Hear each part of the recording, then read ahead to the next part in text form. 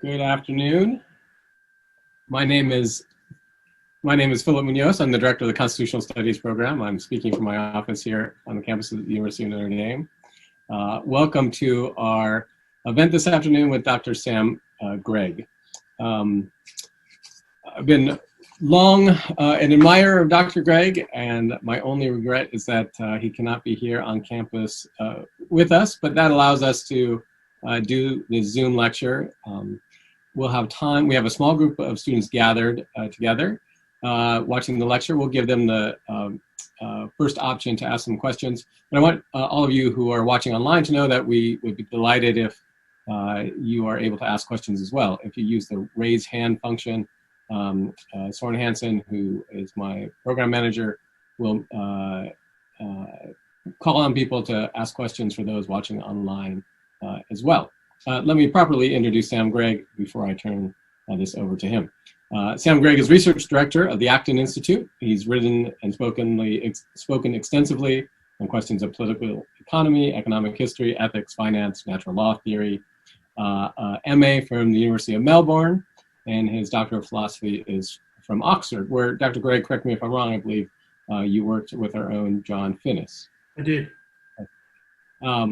Dr. Gregg has published too many books for me to list. Let me just mention a recent one, and I think my favorite one by him, Reason, Faith, and the Struggle for Western Civilization. That was published in 2019. I was late with my blurb for the book, which I very much regret, but my blurb for the book was, which I wanted to be on the back cover, was, if you want to save Western civilization, read this book. It's a phenomenally good book, and I encourage you all to read it. The topic of Dr. Gregg's remarks today is Catholic social thought and a free and virtuous society. It's my great pleasure to introduce my friend, Dr. Samuel Gregg. Dr. Gregg? Well, I hope you can all hear me. Thank you, Professor Munoz. It's good to see some familiar faces on the screen. I see Professor Otterson, who I believe has recently joined Notre Dame. I'm sure he's a very worthy addition to the great faculty that I know permeate all parts of the university there. It's my pleasure today to talk to you about Catholic social thought and the free society. This is something that I've been thinking about for a long time, both in terms of freedom and liberty and what Catholic social teaching, as a branch really of moral theology, I guess, that pays attention to disciplines like economics, political science, history, what these things say about the nature of the free society and what makes Catholic social teaching's understanding of the free society a little different from some others. A very good starting point, I think, for thinking about the free society within the context of Catholic social thought. A very good place to start is where many good discussions should start, and that is with the scriptures. Many of you will remember and know the famous words of Jesus of Nazareth, which are recorded in the Gospel of Luke, Luke 20:25. And the famous words, of course, were, "Render to Caesar what belongs to Caesar, and to God what belongs to God." I think this is a very good way of starting to think about Catholic social teaching and the free society for a couple of reasons. One is that Catholic social teaching doesn't begin in 1891 with the first social encyclical Rerum Novarum. That was a very important event, and I'll say more about that later. But Catholic social teaching really begins with the scriptures. They are one of the foundational sources of Catholic social teaching. And this particular part of scripture, the Gospel of Luke, where Christ essentially draws a type of distinction between God and the state, are of course very important for understanding the free society from the standpoint of Catholicism. Because it's very interesting that in the very next verse after that, Luke's gospel goes on to say that the answer of Jesus of Nazareth, when he was asked this question about taxation, his answer took his questioners by surprise. That's Luke 20:26. Because it's very important to remember that in the ancient world, as Lord Acton, who is the person after whom the Acton Institute is named, for as Lord Acton, the 19th century Catholic historian, observed, he said, in the ancient world, in the pagan world, in religion, morality, and politics, there was only one legislator and one authority. And in the Greek world, that was the polis, and in the Roman Empire, ultimately it was the Roman state. So Christ's words took his listeners by surprise, because the idea that there is some type of separation between what you might call the temporal realm and the spiritual realm, the idea that government literally cannot do whatever it wants, that government is not the ultimate arbiter of moral right and wrong, let alone political questions. This was somewhat comprehensible to the Jewish mind, but completely incomprehensible to the Roman mind, the pagan mind, the Greek mind. Because this was a new departure in the world's experience of religion. In the pagan world, it's very important to remember that the state controlled religion in all its aspects. So when Christ says these words and his followers start to live out what they understood to be the implications of these words, we see a radical demarcation placed down by early Christianity upon the authority of the state. And this is important because in the ancient world, the state was viewed as having godlike capacities, godlike qualities. Caesar was regarded as Dei Filius, the son of God. It didn't mean he was God himself, but they meant that the state that he represented and the empire had these divine characteristics. And Christianity comes along and says, we respect the emperor, we respect the state, but the state is not God, and not being God and not being our savior, the state cannot tell us to do all sorts of things that the pagan world certainly accepted that the state could do. So I mention this because it's really the beginning of sustained reflection upon the relationship between the church and the state, which of course is one axis through which Catholic social teaching has thought about some of these political, religious, and as I'll say later, economic questions. But it also says something about the relationship between society and the state. And by society, I mean things like the economy, I mean the family, I mean things like the civil institutions, the civil associations that people like Alexis de Tocqueville, who I know you will learn a lot about with your professors, he noticed in the 19th century how Americans in particular took the idea of civil association particularly seriously. So Catholic social teaching works on these two axes, the relationship between church and state, which for contemporary purposes, I think is very well spelt out in Vatican II's document, its declaration on religious freedom, Dignitatis Humanae, but also the relationship between state and society, which is the focus of the modern social encyclicals going forward from Rerum Novarum onwards. So let's say something about the modern Catholic social tradition and the way that it thinks about freedom. Well, I think the first point to note is that the Catholic understanding of freedom, as it is articulated in the social encyclicals, very much depends upon the particular anthropology of the person that is articulated by Catholic social teaching. By anthropology, I mean the understanding of who human beings are and the implications that has for how we interact with other people and the world. And Christian anthropology essentially says this, that humans are individual, all individual, we are literally unrepeatable as individual human beings. We are social, All of us are social beings by nature. No man is an island. In the case of Catholic social teaching, we are individual beings, but we are also social beings. Another dimension of Catholic social teaching when it comes to Christian anthropology and its understanding of the person is that we are creative beings. This is talked about in texts ranging from Genesis to many of the social encyclicals which talk about our unique capacity as human beings to shape ourselves and the world around us. We are also sinful beings. This is another reality that Christian anthropology, as expressed through the Catholic social encyclical tradition, strongly emphasizes.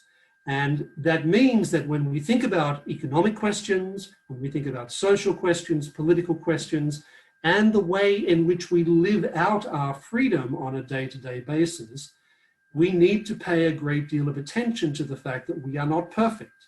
We are fallible. We make mistakes. Sometimes we choose evil rather than good. So if you look at the Catholic social tradition, it strongly emphasizes this idea of Christian anthropology. I think of all the social encyclicals, this is perhaps best spelled out in detail in the 1991 social encyclical Centesimus Annus, which was written by St. John Paul II. But it's certainly implicit and explicit to different degrees in the other social encyclicals as well. So that foundation of Christian anthropology matters because how you understand human beings is going to determine how you understand literally everything else you think about the world. When it comes to the Catholic understanding of the nature of freedom, we also need to think about some of the ways in which that is distinguished from some other traditions of freedom. So that again depends upon the Christian understanding of the person that we find in the encyclical tradition. So what we find here is that there is a strong insistence that first of all, human beings are free, and by freedom, it means this radical capacity to not just freely choose to shape the world around us, but also to freely choose good or evil and thereby shape ourselves as persons. Now, I think this is important to keep in mind because this conception of freedom is also highly dependent upon a particular understanding of reason, which is very much part of the Catholic social tradition, and its relationship to free will. So reason and free will working together as people make genuine free choices, either for good or for evil, and therefore become responsible for their choices and actions.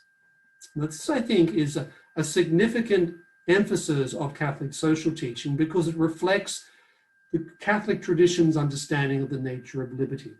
In one sense, it is about freedom from unreasonable coercion. It's about freedom from an overbearing state. It's about freedom from any number of institutions that can develop oppressive characteristics. Because the Catholic position, as we find in the encyclicals, is that to make free choices, you need a certain degree of autonomy and space if you are to develop as human beings.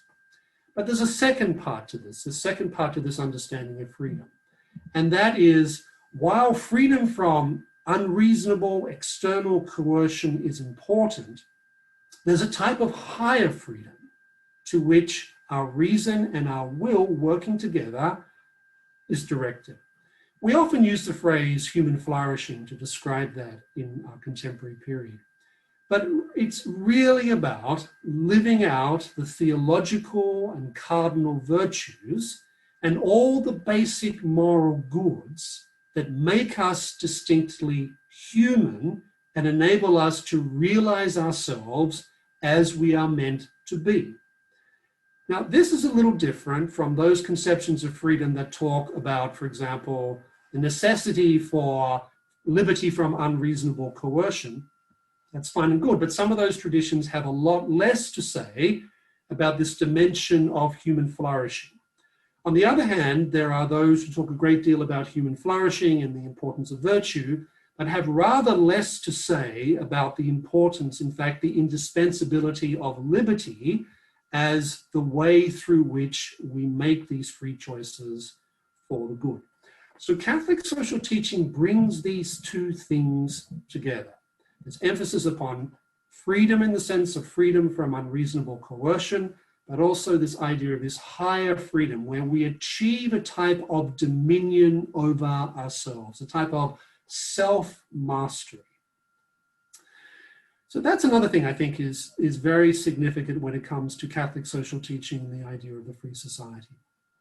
Let's talk a little bit about how that cashes out in terms of the state, in terms of economic life, and in terms of that realm that is often called civil society. When it comes to the state, as I mentioned before, the Catholic tradition is not an anarchist one, and it also is not a totalitarian one either. Catholic social teaching makes a distinction between church and state, between society and state. It sees the state, by which I mean, I'm really talking about the government. The government is having certain responsibilities to what's called the political common good. The political common good, and the idea of the common good is something that's very important to Catholic social teaching, but the idea of the political common good are those responsibilities that really no other institution apart from the state can fulfill in society. Some of those things might be the provision of rule of law, protection of things like property rights, questions of national security, in some instances, certain welfare functions, etc.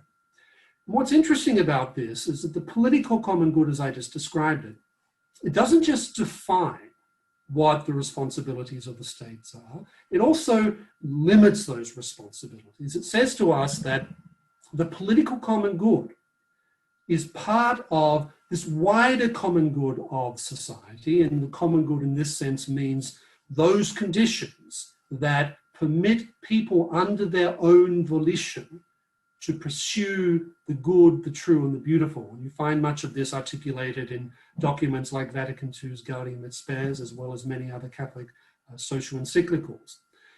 But I think this is very important because what it points to is that while Catholic social teaching sees certain role for the state, certain functions for the state, it does not see the state as the object of what human flourishing is about. It does not see the state as the end point of freedom. In fact, it puts down very firm limits upon the state and what the state can do and cannot do. And one of the principles that Catholic social teaching emphasizes, and this really starts to emerge in 1931 with Pius XI's encyclical Quadragesimo Anno, this understanding of the limits on state power is to be found in what's called the principle of subsidiarity. The principle of subsidiarity basically means two things. It means, on the one hand, that there's a freedom principle, that people need to be given space to pursue human flourishing under their own volition, whether as individuals or as communities. But it also points to the need on occasion for the state to undertake a type of supportive role in helping people to achieve this type of flourishing. Now, in most instances, that cashes out into the state doing those things that really the state can only do. Things like maintaining rule of law, protecting property rights, national defense, etc. But there are occasions when the state may need to intervene when other communities that would normally be fulfilling certain functions are either failing to do so or can't cope at that particular point in time. And this is the assistance dimension of the principle of subsidiarity. So subsidiarity combines two axioms. One is this emphasis upon maintaining and protecting people's autonomy. And the second is this idea of assistance. Assistance, but when you bring those two things together, what you realize is that this assistance principle is not a reason for the state to take over our lives, because the autonomy part of the principle of subsidiarity tells us that there are limits to what the state can do when it comes to assisting us or assisting particular communities that are facing particular problems at a particular point in time. And in fact, it is also the case that Catholic social teaching insists that once a community is functioning as it should, once it has overcome the crisis it was experiencing, then the state needs to step back. So the principle of subsidiarity is very important when it comes to mediating the role of the state in society, and it implies, I think very clearly, a limited role for the state in performing some of those functions. Let's talk about the economy and Catholic social teaching. I think it's true to say that the economy is one of the subjects that Catholic social teaching has addressed a great deal right from the very beginning.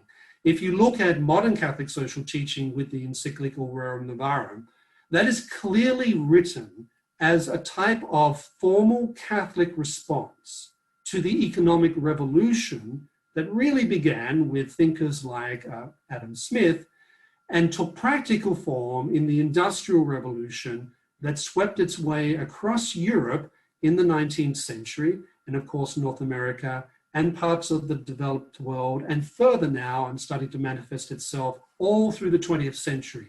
And the church needed to articulate a response to this because it had produced a great deal of disruption, not just in political life, but also in economic life as well. Suddenly, entire societies move away from highly agricultural settings towards highly industrial, capitalized settings. And at this time in the 19th century, in the early part of the 20th century, we see the emergence of any number of political movements that are offering particular solutions to what they understand to be some of the traumas and problems being encountered by these newly industrial societies, particularly in Europe and North America. We see the emergence of Marxism, we see the emergence of socialism, we see the emergence of movements called corporatist movements. And this was particularly influential in parts of the Catholic world. And corporatism is essentially the idea that different representative groups of different parts of society work together under the supervision of the state to try and promote the common good. So these are the types of movements that Catholic social teaching is having to address when it comes to dealing with the great economic turmoil that's occasioned by the revolution of ideas that begins with the wealth of nations and the Industrial Revolution. Now, what is clear here is that Catholic social teaching, when it comes to particular prescriptions for what the church has thought or the popes have thought needs to be done at these different points of history, what's very clear is that the prescriptions have often varied. So, for example, in the context of the Great Depression, we find Pius XI articulating a type of corporatist model for society. When we move into the 1960s, we see the church articulating a more interventionist role for the state when it comes to the economy. And by that, I don't mean socialism. It's very clear right from the very beginning that Catholic social teaching unambiguously condemns socialism. And it also, if you read the social encyclicals very carefully, you realize there's not a single point at which the church praises socialism. In the 1990s, we see John Paul II's Centesimus Annus, which contains what I think is fair to say, a qualified endorsement of the market economy.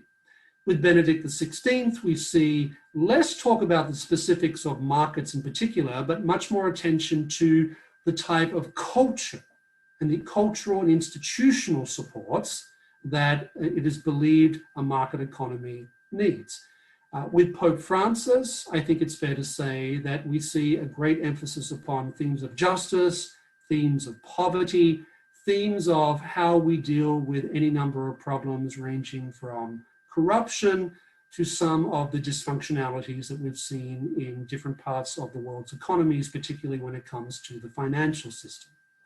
So there's all that variation, and that's a reflection of the fact that popes are responding at different points of time to what are perceived to be different problems that are manifesting themselves.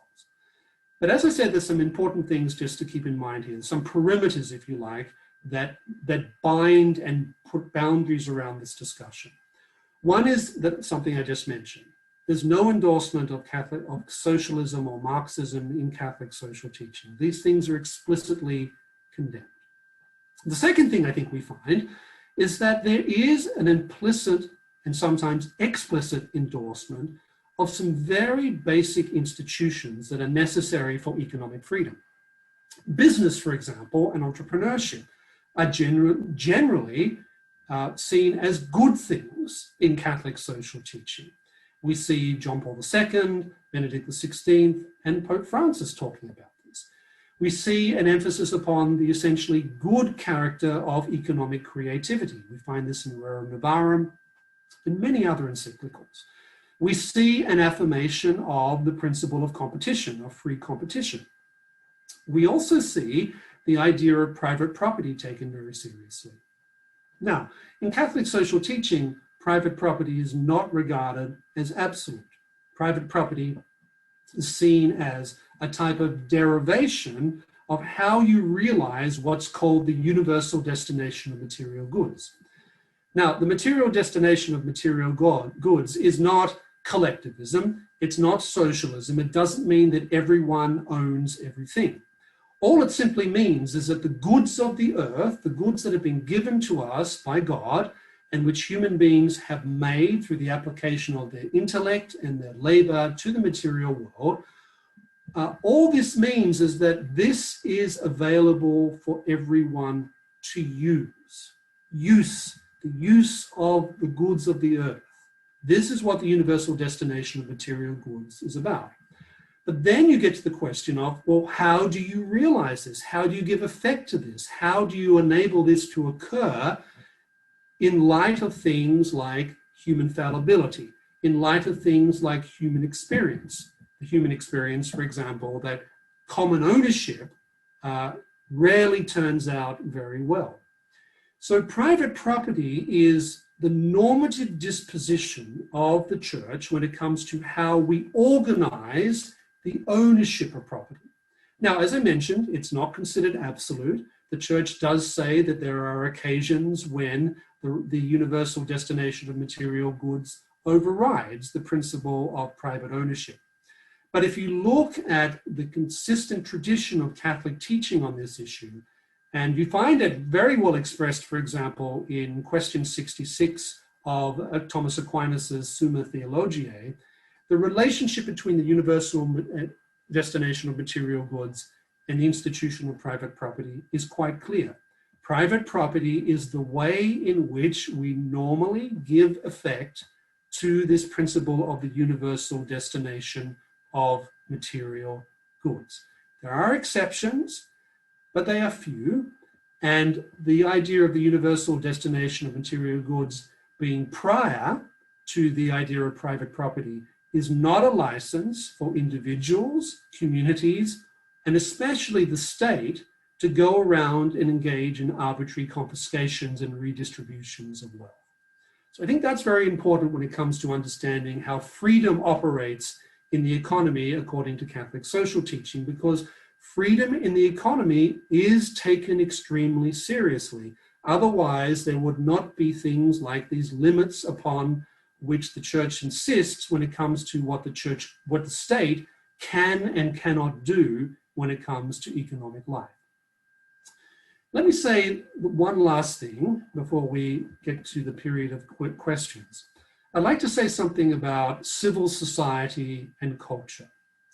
By civil society, what I mean is that vast range of institutions and associations that are not family associations, but are also not political associations. The University of Notre Dame is an example of a civil association. The Acton Institute is an example of a civil association. A business, a club, these are associations of people who are not members of the same family, but nonetheless come together in order to achieve certain goods or certain objectives that association is built around. The good around which the University of Notre Dame is built is the acquisition of knowledge and the pursuit of truth. The object of a business, the primary objective of business is to create economic value for customers and shareholders and owners of a given business. So this is effectively, of course, where many people spend enormous amounts of time. And Catholic social teaching, particularly because it emphasizes this principle of subsidiarity, takes this intermediate sphere of life very seriously, because this is where many of us live out many of our freedoms on a day-to-day basis, whether it's when we're studying, whether it's where we're in the workplace, whether it's in the type of leisure activities we pursue. These are areas of life, spheres of society that Catholic social teaching thinks are very important because they enable us to pursue a galaxy and a plurality of different types of goods that help us to flourish. So this means that there are limits upon what the state can do when it comes to ordering the ways in which these different organizations function. So Catholic social teaching emphasizes this because it sees this as a sphere in which many different goods are realized, in which much human potential is realized. And it also is a way of reminding us that not all of life is wrapped up in politics, and not all of life is wrapped up in the economy.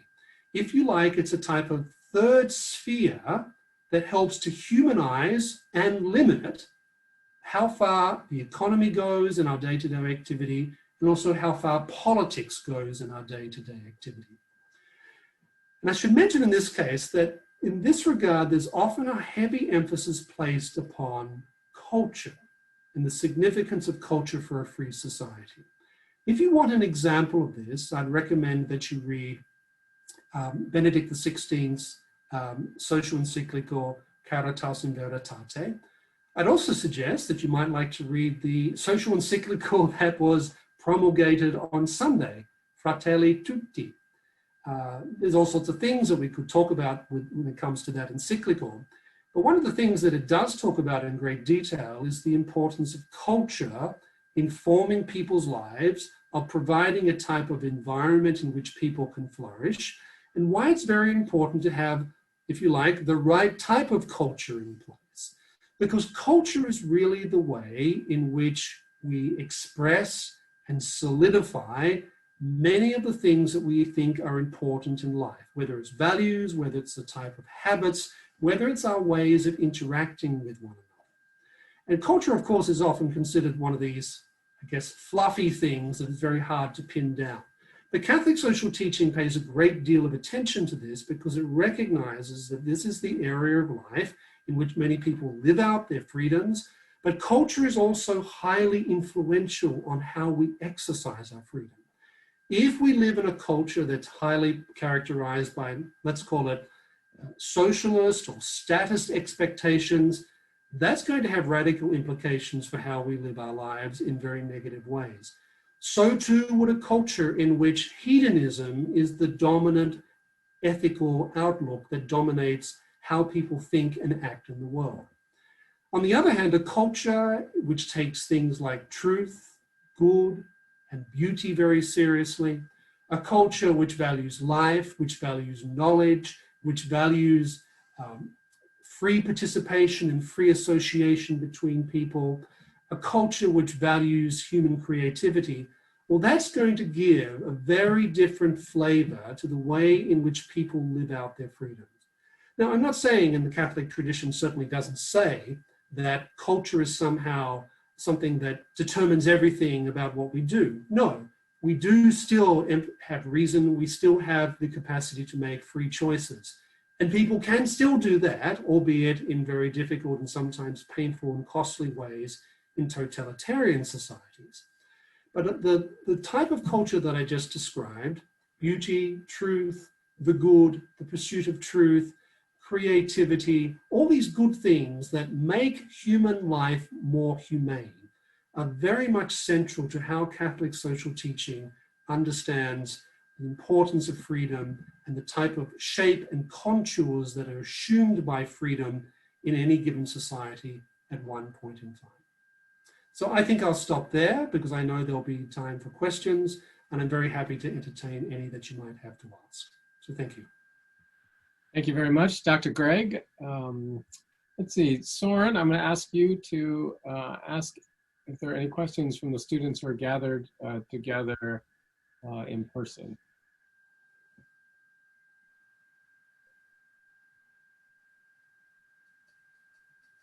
And while Soren does that, I'll encourage those who are watching online to use the raise hand function. I'm not so technologically adept, but Soren is, and I think we can get questions from people online. Okay, go ahead, please. Hello, Dr. Gregg. Thank you very much for the presentation. My name is Veronica Maskett, and I'm a junior here at Notre Dame studying business analytics. My question is about Catholic social teaching's vision for the means of implementing its goals and aims, particularly in a free society, which holds pluralistic views, and how you think that the Catholic social teaching can be implemented in a free society where there's competing ideas about what the end goal is for the society to aim towards. Well, wonderful. Thank you. That's a great question. Well, Catholic social teaching recognizes the plurality of any given society. It recognizes that, especially modern Catholic social teaching, it recognizes that particularly after the Enlightenment, we live in societies in which there's often radical disagreement about what's good, what's not. There's radical disagreement about the nature of freedom and its ends, what makes life fulfilling and what makes life unfulfilling. Catholic social teaching recognizes those as distinct realities. It also says that there are many different ways in which one can live out all these good things, that pluralism, in other words, doesn't necessarily mean buying into a relativistic understanding of the world, because there's a plurality of ways in which all of us can participate in the different goods that make us distinctly human, depending upon our circumstances, depending upon our vocation, depending upon the situations that we find ourselves in. The second thing I would say is that, and this is something I did not talk about in my lecture.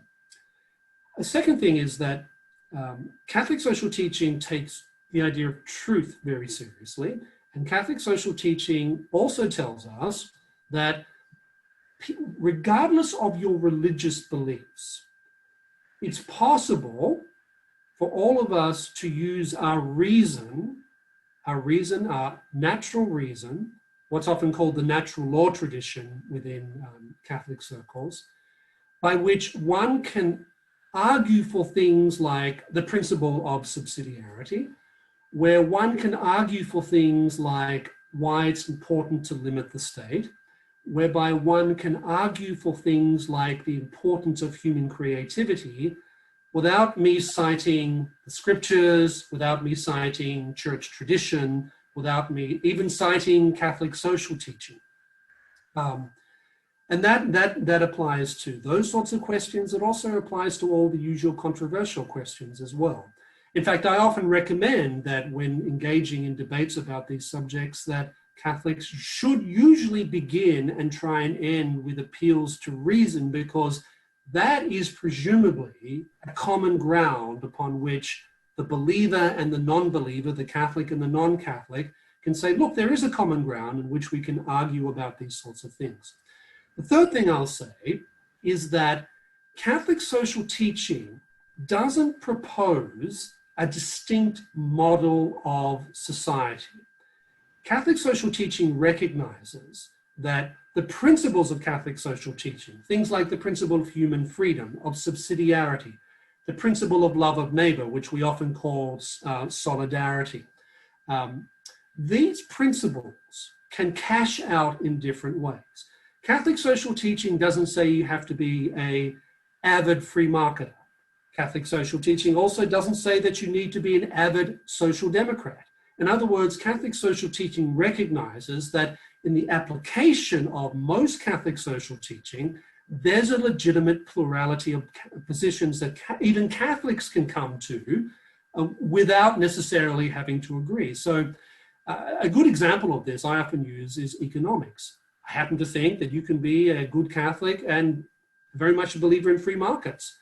I also think you can be a good Catholic and more or less a type of neo-Keynesianism. The reason I say that is because these are the areas in which the church provides us with principles for thinking through these problems as we arrive at different prudential judgments about these types of questions. Now, there are some issues where Catholic social teaching does translate into some very concrete responsibilities. You can't say that you adhere to Catholic social teaching and then ignore the poor. You can't say that you adhere to Catholic social teaching and say that abortion and euthanasia are okay. Some of those principles translate very, very clearly into some specific positions that Catholics are, I think, obliged to work for and struggle for and try and realize. But they tend to be the exception rather than the rule. And I often think that this is not often understood, even by many Catholics. You often find that they'll say things like, well, if you're a Catholic, you must hold this particular economic position, to which my response is, well, in most cases, that's not actually true. So I think Catholic social teaching recognizes the fact of pluralism. It recognizes that there are different prudential judgments that people can rightly arrive at. And it also, however, insists that these principles of Catholic social teaching can be understood not just on the basis of Catholic faith, but on the basis of reason itself. And reason is the common ground, ultimately, that presumably one can say to someone who's not a Catholic or is not a believer, surely we can agree that reason is the place where we need to start having these discussions. Dr. Gregg, I might ask just a brief follow-up on to the question that was just asked. You said Catholic social thought offers a wide range of reasonable applications of prudence to distinct situations. So from a more, let's say, called libertarian to a more neo-Keynesian. But why not socialism? If I understood your presentation correctly, Pope John Paul II, I think you suggested, thought socialism was incompatible. Yes. Why isn't socialism one of the range of possibilities that Catholic social thought is open to in your view? Well, if you look at the modern Catholic social tradition, we see how this opposition has been expressed and articulated with different emphases. So, for example, if you read Rerum Novarum, which was the first modern social encyclical, and frankly, I think in many ways, maybe the best of all the encyclicals, what's very clear there is that Pope Leo was writing in a context in which socialist movements were, first of all, very active and growing across Europe. You also see a case in which many of those socialist movements were highly influenced by Marxism. So we're not talking about sort of mild social democrats. We're talking about social movements that were highly influenced by Marxist thinking, Marxist dialectics, Marxist understandings of history. So that was one reason why Leo XIII was very explicit in condemning socialism, because socialism at the time was Marxism, was applied Marxism. And there's very clearly a problem from a Catholic standpoint with Marxism. It's atheism being one of those sort of rather problematic aspects of Marxism. But what's also interesting about that is that Leo XIII also identifies the way in which socialism undermines private property, in fact, denies private property. And that is significant because Leo XIII actually describes the possession of property, he calls it a sacred right, a sacred right. Now, he doesn't mean it's absolute. What he does mean, however, is that it's an economic and political institution that needs to be taken very seriously, that it helps to order society, that possessing and owning and using private property is the normative way in which our relationship to the material world, this universal destination of common goods, is mediated. And socialism, certainly at the time, was all about the abolition of private property. And Leo is explicit about that. So, by the way, is Pius XI. He's also very explicit that part of the problem with socialism is this partly its Marxist roots, but also its contempt for private property. So that's a consistent part of the opposition to socialism. But another, which I think is very strongly expressed in the encyclicals of John Paul II and Benedict XVI, is that attempts to create socialist societies, the problem John Paul II says is that it's based upon a false anthropology of the person, by which I mean socialism essentially more or less denies human freedom, denies the importance of freedom, insists upon the collective over the individual, or in other words, it takes the social part of the human person and basically denies the individuality. He also, in Centésimos Annos, John Paul II also highlights the atheistic roots of contemporary socialist thought. He also goes on and says that socialism also tries to build a type of economic system that denies human freedom. And that's a problem. It's a problem because if you start denying certain aspects of human nature, you can be sure that the results will be pretty terrible. So in the case of socialism, what does it deny? It denies human individuality. It denies human liberty and therefore human responsibility. It also denies the fact that human beings are fallible. Because remember, socialism is premised on the idea that there's going to be this small group of planners, be it a dictator, a central committee, one particular group of economists who are going to plan everything about the economy. And that obviously means the enormous extension of state power throughout the economy, which obviously has not just effects for economic freedom, but spillover effects for political freedom as well. So the case against socialism in Catholic social teaching is based on its Catholic social teaching's attention to private property, its attention to human freedom, its attention to the individual dimension of human existence, and it's also attentive to the fact that we are not perfect. I know that's hard to understand sometimes, but as human beings, we're not perfect and we never will be. And we need, when we're thinking about the economic order and the political order, we need to factor that element of human fallibility into the equation. And socialism more or less pretends that you can dispense with that dimension of human fallibility. Okay. I apologize for jumping ahead in the queue, but thank you very much. I see a number of questions out there. Let me ask, Soren, is there anyone else gathered together there that has a question? And then let me just say, Mike Giles, I see you submitted a question in writing, and I know Professor Otteson. Colin, I see that you have a question, and Thomas as well. So we have a lot of questions, Professor Gregg, so we'll try to keep the questions short and the answers relatively short as well. Okay. Please, go ahead. Hi, Dr. Gregg. I'm Blake Ziegler. I'm a sophomore studying political science and philosophy. I just want to ask a clarifying question on your second point when you were responding to the first question about how you don't necessarily have to use Catholic social teaching to reach the conclusion that it has. So we should be like using reason and kind of a system of pluralism. If it's true that we can reach those same conclusions without Catholic social teaching, is there anything intrinsic to Catholic social teaching that means we should look to it anyway? Or basically what I'm asking, is there anything unique about Catholic social teaching that makes it better than like an appeal to reason? Okay, well, Catholic social teaching, certainly for Catholics, I think, we talk about natural law all the time. And that's part of Catholic social teaching, particularly when it comes to understanding the ways in which legal justice, commutative justice, and distributive justice have direct implications for different parts of economic life, for example.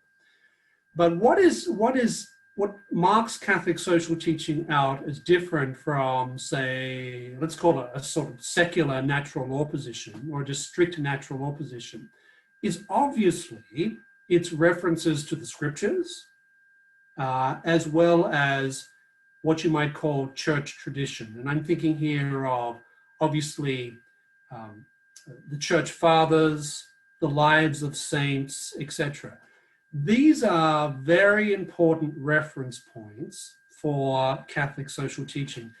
And if anything, this might sound a little controversial, if anything, I think that they need to be brought more fully central into the way that Catholic social teaching is expressed and articulated, because we're really dealing here with fundamental sources of revelation, right?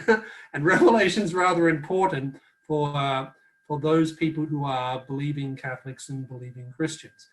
And we see in the scriptures, both the Hebrew scriptures and the Christian scriptures, any number of principles that we can arrive at through reason, but which direct revelation, divine revelation, gives us a greater appreciation of. So here's one example. Natural law tradition talks a great deal about justice, all different modes of justice. If you go back through the tradition of Catholic thinking about economic issues, we see many of these things are discussed through the different modes of justice, contracts and commutative justice, issues of distribution and distributive justice. But you don't find the natural law tradition talking about something like the importance of mercy and the importance of forgiveness in the everyday ways in which we live our lives in civil society, in the political realm, or in the economy. Those things are very much distinctly Christian things. And the Christian, of course, takes justice very seriously, but we also believe that the quality, the characteristic, the habit of mercy is extremely important in making sure that something like justice doesn't become a type of legalism, for example.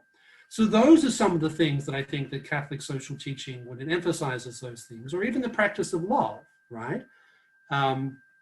Catholic social teaching, for example, in Deus Caritas Est, which is Benedict XVI's first encyclical, he talks there about how no amount of material help, whether it comes from the state or individuals or from civil society, he says that there are situations of poverty and human misery to which justice is simply not going to fix the situation, that there is a need for people to live out the character of Christian love and Christian mercy, which requires us to go beyond what justice actually requires. He says there are some situations in which the concrete exercise of love of neighbor is really the only way in which you can address some of the deep social problems that a particular group or family or individual are experiencing.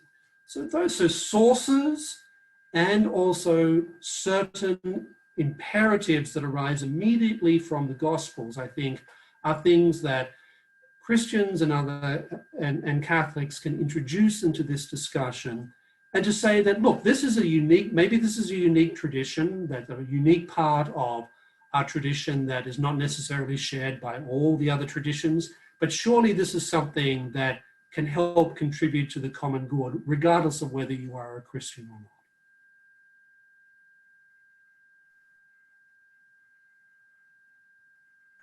Sorry, we have a number of people waiting. So Dr. Gregg, once again, I'll encourage you to be pithy, relatively pithy in your answers. Thomas Searle, let's go to you, and then Cullen will come to you next. So Thomas, if you can unmute yourself and go ahead and ask your question. Hi there. Thank you for being here and speaking to us.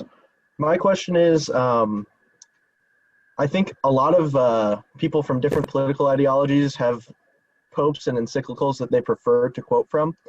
So of course, someone who might be a little more market economy would prefer Leo the 13th, and someone who leans towards a command economy might prefer Pope Francis. So my question is, how would you recommend that a faithful Catholic should try to honestly engage with Catholic social thought without some of these like political hermeneutics, basically? Sure. Thank you for the question. This happens all the time.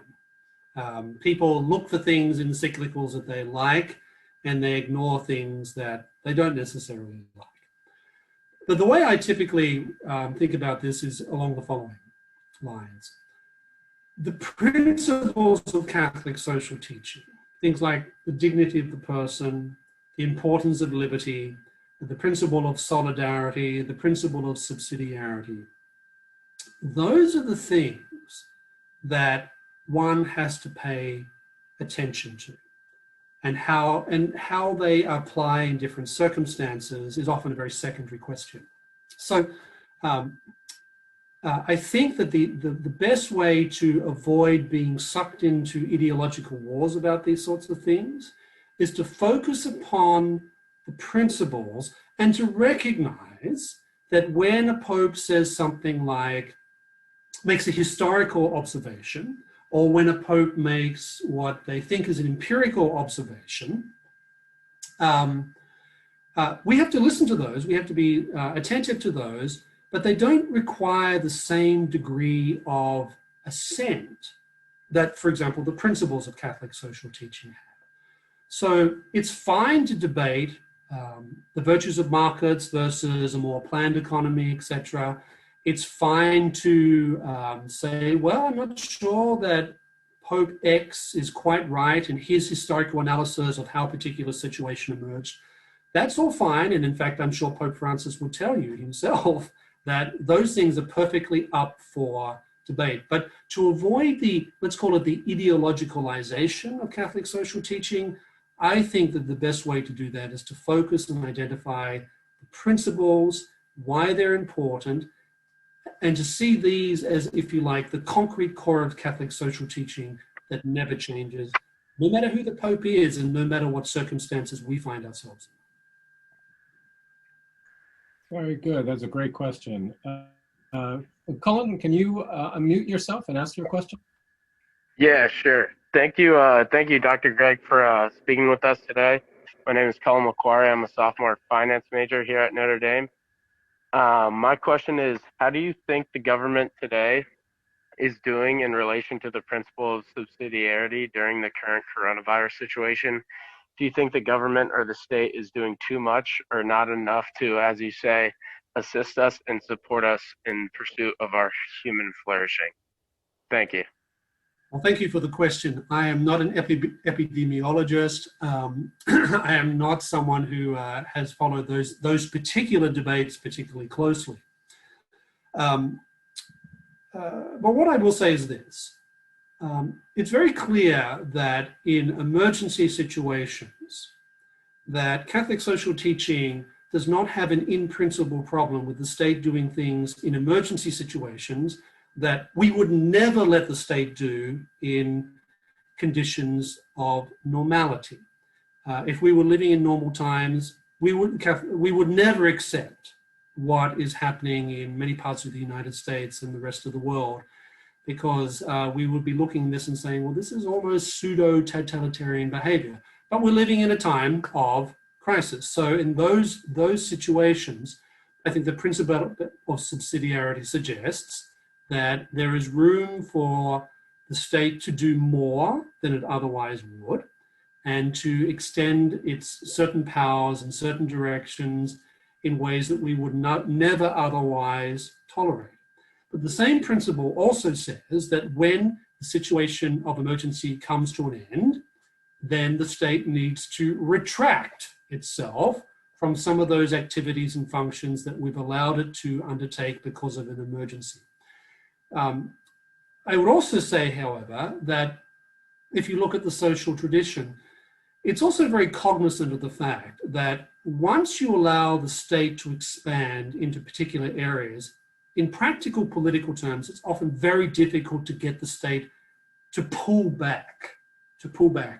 In emergency situations, the state almost always extends its power, and it's almost always the case that the state hangs on to many of those powers long after the emergency is over. So I think with the principle of subsidiarity, it would say, yes, in times of emergency, it's possible to extend state power, But the principle of subsidiarity would also say that once the emergency is over, then we need to have a very serious discussion about how we rein back the state from doing things that might be okay in times of emergency, but are plainly not okay if we take all the principles of Catholic social teaching seriously in normal circumstances. Okay, thank you. Father Miss Campbell, are you able to unmute yourself? Yes, thanks very much. Thanks, Philip. Dr. Gregg, thanks so much. I want to ask if you could identify people or movements in the political realm who you think have taken Catholic social teaching seriously. Who would be sort of heroes, heroines of yours who you could put forward as folks who really have taken Catholic social teaching to heart? I mean, I think back to the post-World War II generation of folks like Adenauer and de Gasperi and so on, but are there contemporaries around who you could offer us as folks who, you know, on whatever side of the spectrum might take Catholic social teaching seriously and seek then to implement it in the public sphere? Thank you, Father. First thing I'll say, it's always good to talk to a fellow Australian. I wasn't going to mention it in case my accent has faded. Okay, so is mine. Well, thank you, Father. It's nice to meet you. I'm very familiar with your work and I'm a great fan of your writings. That's the first thing I'll say. The second thing I will say is if you look at the interwar period, so let's say between 1919 and 1939, we see a variety of different movements that are directly inspired by Catholic social teaching, particularly in Western Europe. We see the beginnings of incipient Christian democratic parties that are clearly shaped by Catholic social teaching. Yeah. After the Second World War, we see the emergence of people like, as you mentioned, Konrad Adenauer. There are also people like Robert Schumann, people like de Gasperi in Italy, who are very much taking Catholic social teaching very seriously. And we can see that many of the post-war constitutions of countries like Italy, West Germany, France, Belgium, clearly embody certain principles of Catholic social teaching. Even today's European Union, which I have to confess I'm not particularly a fan of, it does make reference to the principle of subsidiarity on many occasions when it comes, whether it's to do with things like the relationship between national governments and supranational institutions, or even within particular countries. I have to say that in our contemporary context, I think it's hard to find political leaders who are trying to follow through these things consistently. We hear many politicians on both sides, say in the United States, who will invoke Catholic social teaching for all sorts of things. But it's usually quite partial. There's some things they emphasize and some things that they don't emphasize.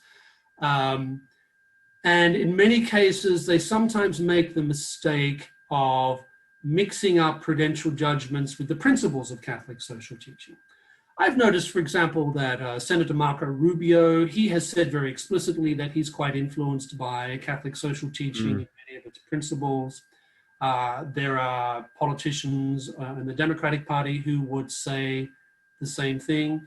I think I could, if I looked at some of their speeches and different things that they've done and the way that they've voted, I could probably point out in most of these cases different individuals who have clearly not followed through on principles of Catholic social teaching, whether it's sort of core issues of human life or even things like the principle of subsidiarity. I think that's often given a lot of lip service by Catholic politicians.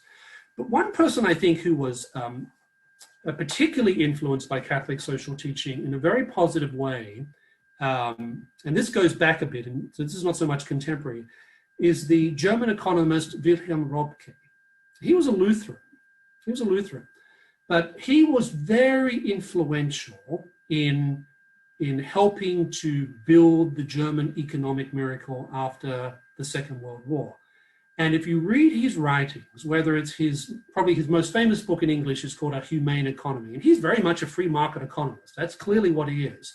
But he also makes extensive reference to Catholic social teaching, particularly solidarity, the principle of subsidiarity, the importance of associations, the priority of culture.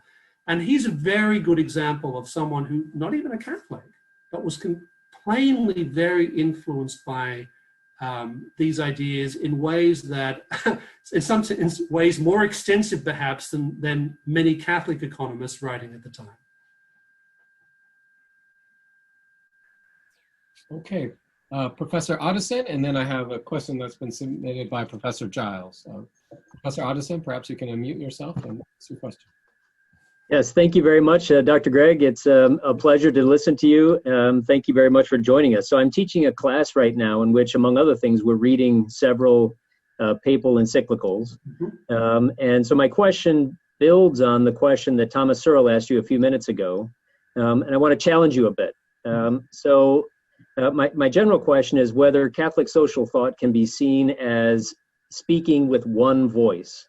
And more specifically, if you think about the arc from Rerum Novarum to the writings of Pope Francis, it seems as though it's not just a difference in maybe some historical interpretations or interpretations of certain episodes in history, but almost something like a sea change in the view of socialism on the one hand and market-based economies on the other. So Pope Francis does not say, I support socialism, but he's very critical of capitalism, of markets, and I think maybe more so than you might have allowed a minute ago. So he repeatedly says trickle-down economics is a failure.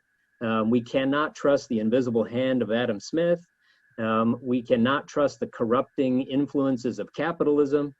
So those don't just seem to be differences on the margins. Those seem to be a very different view. Now, if you say, well, what exactly are you proposing? What system of economics are you proposing as an alternative to markets?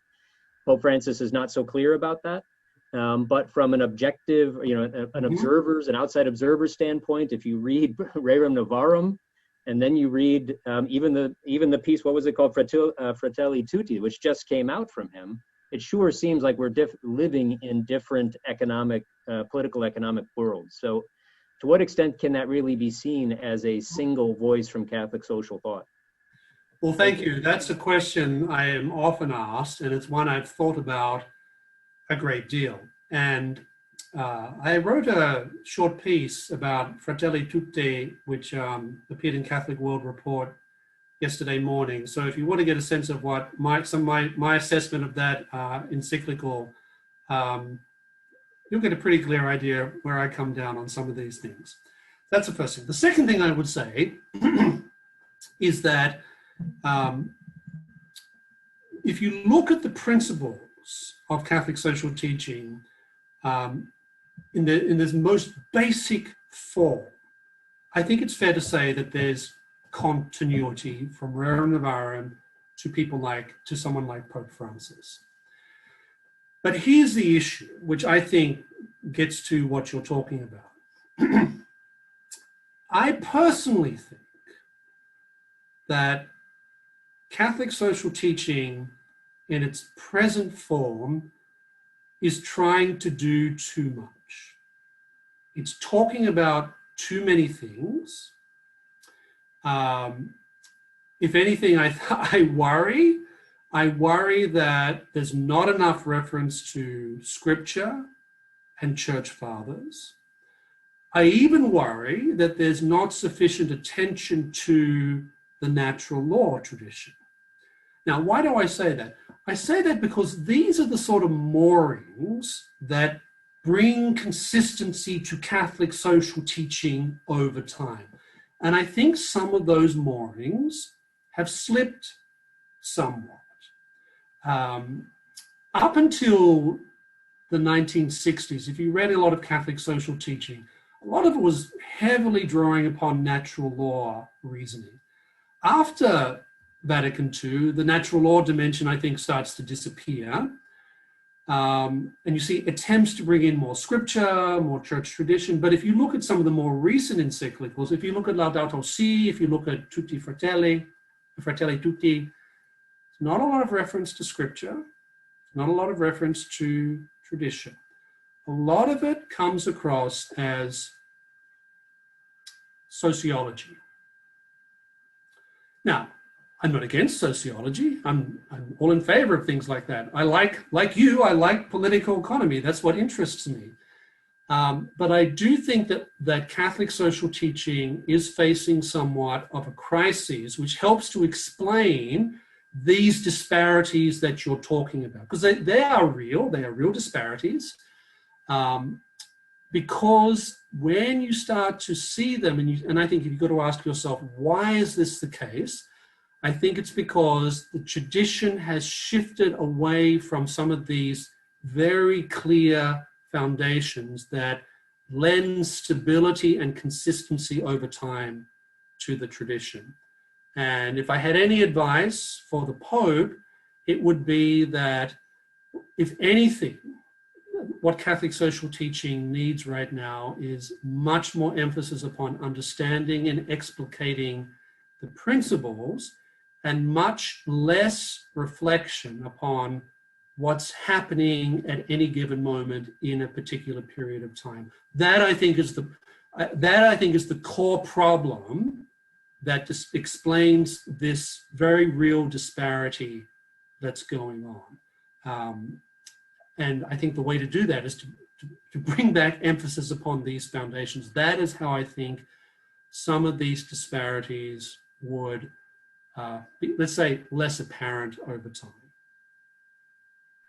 Okay, I'm sensing that we need to invite you back to give another lecture on the crisis in Catholic social thought.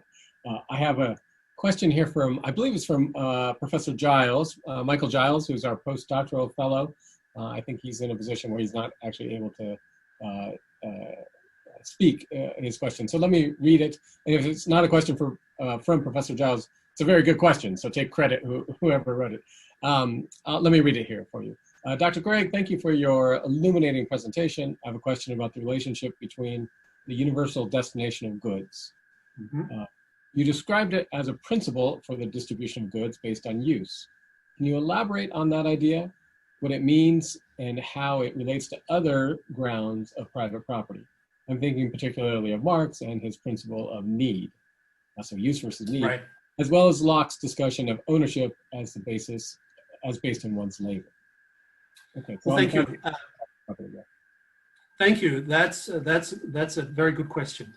Well, I think the best explanation that I've ever read of the universal destination of material goods is to be found in Gaudium et Spes, the Second Vatican Council's pastoral constitution on the church in the modern world, which talks about what this actually means. And the best interpretation I've ever read of that is by a moral theologian who died maybe 3 or 4 years ago named Germain Grisey. And he, I think, had a very good and precise understanding of what the universal destination of material goods means. It means on one level that the goods of the earth are meant for all. It means that no one comes into this world with this piece of property assigned to them. So in that sense, the world is common. The second thing about the universal principle is the idea of common use, that these are things for the human race to use, that we're not meant to sit around and do nothing. We're not meant to be static. We're meant to engage with this world and use it. All of us should be using these things responsibly and according to the principle of stewardship and with our freedom, but we should be using these things. And that's something that's what we mean by common use. And the principle of private property is the normative way in which that is arranged. And that's expressed very well. The reasons for that are expressed very well in Thomas Aquinas's Summa Theologiae, question 66, where he talks about the problems of common ownership. Common ownership generally has a very bad, economically, politically, it usually turns out to be a disaster. The only place where it works is in monasteries, right? And even then, So that's one thing. He also talks about the fact, Aquinas also mentions the fact that private property encourages responsibility. It encourages us to be responsible in the way that we use our goods. Aquinas also more or less says that private property orientates our self-interest towards the productive use of these things. So that sounds strange, but I think it's very clear. If you read question 66, answer 2, it's pretty much clear that that's what he's saying. So those are the foundations of private property from the standpoint of, let's call it the Thomistic tradition, the Catholic tradition. Now, it clearly differs from Marx's position insofar as it's all about need. The Catholic tradition doesn't ignore need, obviously, but it also says there are things like merit that are important. It also says that some of these other factors that I just mentioned are also part of the calculus that goes into the whole institution of private property. When it comes to Locke's theory of property, what's interesting is that if you read Rerum Novarum and its treatment of property, on one level, it's quite Thomistic. On another level, it sounds positively Lockean. Leo talks about mixing our labor with the goods of with the natural world, with the things around us. That sounds pretty much like John Locke to me, and I think at the time it was freely acknowledged as sounding like John Locke. So, but that disappears. You don't see that repeated in any other encyclical, except to the extent that Catholic social teaching takes the idea of human work very seriously. Work in the sense that we are called to work, that human beings, one of the things that distinguishes us from other animals is our capacity for work, especially our capacity for creative work. So that's how the whole labor discussion, I think, develops. It starts off with a type of pseudo-Lockean argument, but then it moves much more and very rapidly into this broader discussion about the importance of human work, how it gives us dignity, how it's essential for us as we grow as human beings, and its creative potential, which is very important for understanding things like entrepreneurship and things like business. And that, I think, is how the whole labor discussion and its relationship to property gets mediated through the tradition over time. Dr. Gregg, can I ask one clarification? In your understanding, would a Thomistic understanding of property then reject the primacy of one's ownership of one's labor? Are they talking past each other? Are they compatible in some sense? Well, Catholic social teaching, it doesn't use the same vocabulary. Let me put it that way. It doesn't use the same vocabulary when it comes to this idea of the ownership of my labor. Now, Catholic social teaching and Catholicism in general doesn't buy into the idea that you hear in some, I guess you'd call them libertarian circles. It doesn't talk about self-ownership. It doesn't use this type of language when it's describing the nature of human beings and our relationship to the material world.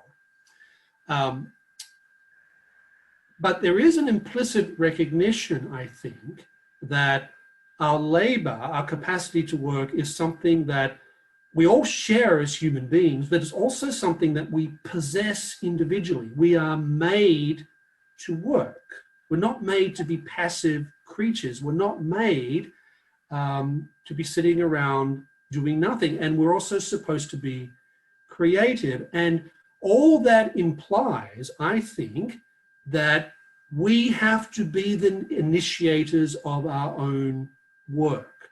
So it's a little different than the idea of I'm the owner of my labor, but it's very clear that that work proceeds from the individual person.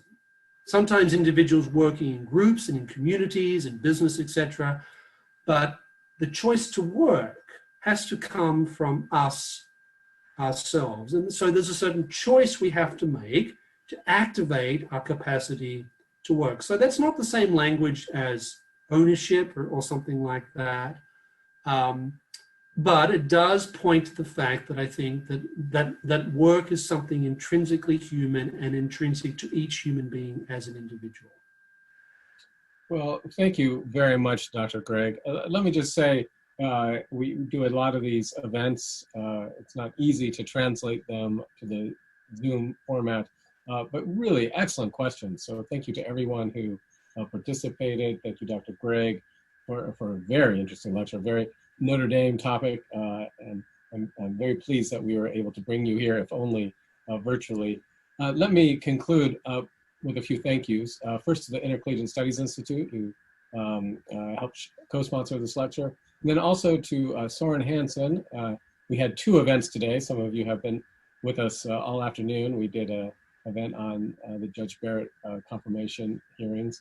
So it's been an extraordinarily taxing day on the staff, and Soren has borne the brunt of that. So thank you very much to Soren. Dr. Gregg, we hope to have you back to Notre Dame sometime soon, and hopefully visit in person sometime soon. Let me draw this event to a close, and thank you everyone for joining us.